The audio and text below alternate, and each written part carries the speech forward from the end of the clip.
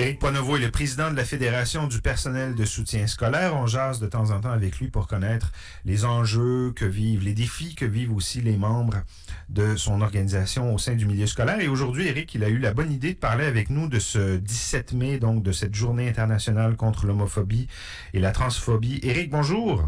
Bonjour, bon matin, ça va bien? Ça va très bien. Merci d'être avec nous ce matin, même à distance. Éric, cette journée-là, cet événement-là, est-ce qu'il est célébré dans le milieu scolaire, le 17 mai?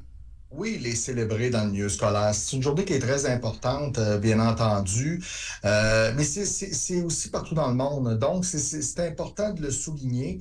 Et beaucoup de sensibilisation dans nos écoles, beaucoup d'éducation dans nos écoles.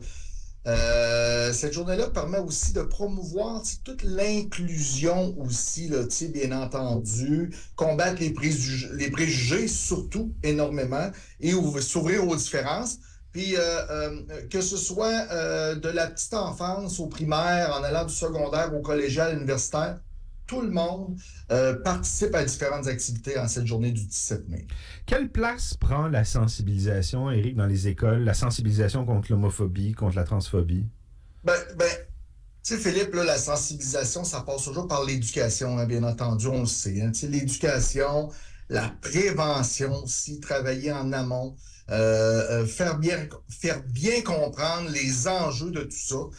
Réduire les préjugés, hein, parce qu'il y a encore énormément de préjugés, hein, parce que faut pas oublier que je lisais, puis je le lis à tous les ans, mais tu sais, en 1990, là, l'Organisation mondiale de la santé a décidé, dans le fond, d'enlever ça des maladies mentales. Ouais. Et 1990, ça fait pas si longtemps que ça, Philippe, quand on regarde ça dans le calendrier et dans le temps. Il y a aussi, je veux attirer l'attention sur la prévention aussi du harcèlement, parce que ces gens-là vivent encore et encore trop de harcèlement. Souvent, les élèves LGBTQ+, sont victimes de harcèlement. Il faut sensibiliser les enjeux pour contribuer à la création d'un environnement sain et sécuritaire. C'est important parce qu'aujourd'hui, il faut le dire, sain, mais vient aussi le mot sécuritaire parce que trop de violence, encore une fois, par rapport à tout ça. Je pense que c'est d'un 17 mai que l'Organisation mondiale de la santé a retiré l'homosexualité de la liste des maladies mentales. Puis c'est pour ça que c'est le 17 mai qu'on célèbre cette journée-là. Donc, dis-nous donc, Éric, dans les écoles au Québec, qu'est-ce que les gens peuvent faire pour souligner cette journée-là? Il y a plusieurs formes, il y a plusieurs façons de le faire. Tu sais, il y a différents ateliers qui sont possibles. Tu sais, puis ces ateliers-là, souvent, sont donnés aussi par, oui, nos collègues professionnels, mais peuvent être donnés par nos techniciens en éducation spécialisée, nos techniciennes en travail social, ces gens-là qui travaillent aux premières lignes, bien entendu. On dit souvent, rien de mieux que d'inviter des intervenants, tu sais, qui viennent parler aux jeunes, qui viennent discuter, qui viennent échanger, pour que ça devienne naturellement là pour tout le monde, Ouais, et que banaliser ces réalités-là. Oui, exactement. Ces intervenants-là, souvent, sont capables de s'adapter en fonction je vais dire, du type d'âge, et de par leurs expériences, de par ce qu'ils ont vécu, je trouve que c'est des gens qui sont, c'est des références, c'est important de les avoir, ces gens-là. Ouais. Moi, j'ai remarqué que dans les écoles, aujourd'hui, il existe des choses qui n'existaient pas quand moi j'étais jeune. C'est des clubs d'élèves issus de la communauté LGBTQ. Donc, il y a une ouverture nouvelle, évidemment, dans les communautés étudiantes. Puis ça participe justement à la normalisation de ces phénomènes-là dans les écoles. Je suis pas mal sûr, Éric, que quand tu étais jeune à l'école, il n'y avait pas ça non plus dans ta polyvalence. Non, il n'y avait pas ça. Puis, écoute, moi, pour avoir vu des situations dans l'école secondaire où j'étais... ces gens-là étaient souvent, je vais dire, isolés, des gens qui étaient tassés dans un coin, qui étaient victimes de débordements de violence, mais autant de violence verbale que physique.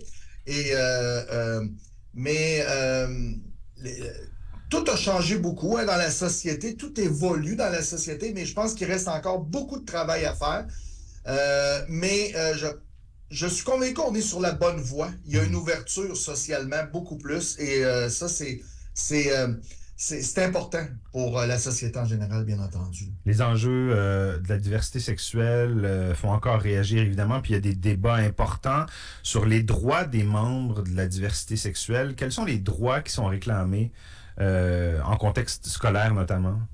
Ben, écoute, respect, bien entendu, tu sais, par rapport à tout ça. Tu sais, l'inclusion est importante.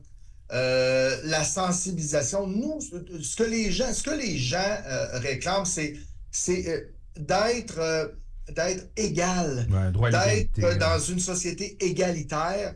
Peu importe qui tu es, comment tu es, c'est important. Et les gens réclament ça. Et il faut absolument, Philippe, qu'on continue à travailler sur ça parce que, comme je te disais tout à l'heure, il y a énormément de chemin à parcourir. Mais de plus en plus, on le sent. Mais encore une fois, quand il y a de la violence ou quand il y a des situations qui débordent par rapport à l'homophobie, c'est une situation de trop. Donc, il faut en venir à tolérance zéro, comme un peu dans nos violences. Tu sais, dans nos écoles, on vit la violence, on vit certaines choses. C'est tolérance zéro. Ce n'est plus acceptable, plus du tout. Pour rappel, il y a encore 70 pays dans le monde, Éric, imagine-toi, Oui. qui criminalisent l'homosexualité. Merci beaucoup d'avoir été avec nous, Éric, ce matin. On se reparle dans 2 semaines. Merci Philippe. Et juste en terminant, j'invite les gens à aller sur le site de la CSQ et même sur le site de la Fédération. Il y a un beau texte qui explique tout ça, texte de la CSQ, et c'est touchant aussi en même temps, et ça permet de bien comprendre toute cette situation-là qui se voit de se répéter. Puis donner des idées Oui. au milieu scolaire d'activités, d'ateliers, de rencontres qu'on peut organiser dans le cadre d'une journée comme aujourd'hui aussi.